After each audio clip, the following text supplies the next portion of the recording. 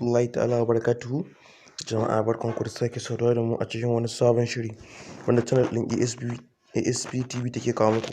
A yau shirin namu zai muku wani darasi ne akan yadda zaka iya dawo da chat din da kai na WhatsApp, ko da ka je ka yi updating ɗinsa ko kuma ka goge shi daga kan WhatsApp ɗinka. Kai ko da an sace ma waya, duka ba za ka rasa chat din da kai a cikin WhatsApp ɗin naka ba. Za mu shiga cikin WhatsApp ɗin kamar yadda kuke gani kamar haka.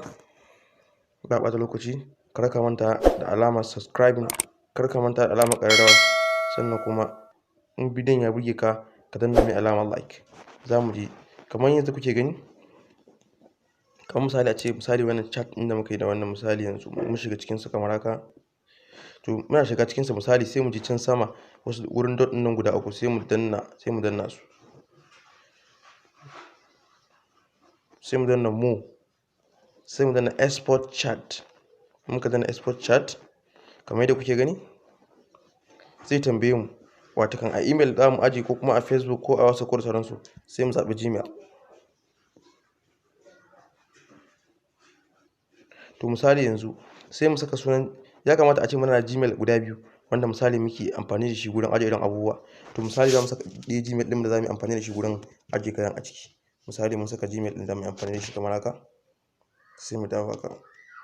Mun saka, sai mu zo sai mu danna send can sama gurin wani kibiya haka, sai mu danna shi.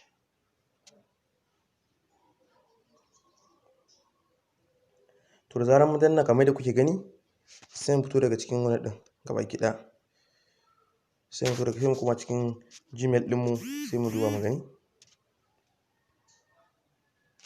Sai mu zo nan, sai mu koma kan shi ainihin Gmail ɗin da muke amfani tura kayan a ciki. Sai mu refreshing ɗinsa.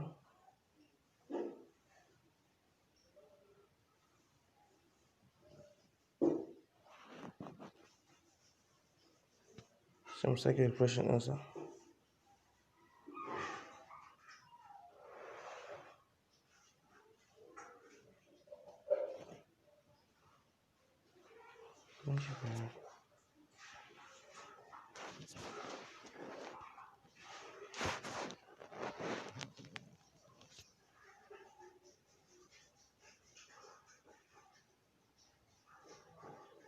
Sai mu dawo. Service ɗin namu ne yake ɗan matsala haka. Amma bari. Yau to kamar yadda kuke gani ga shi chat ɗin namu ya zo kan abin ɗin. To yanzu misali za mu shiga cikin sunan shi Adamu Ɗanbatta kamar yadda kuka gani a sunan nashi a sama. Za mu shiga cikin chat ɗin mu gani. Yana buɗewa da yake akwai matsalar network ne.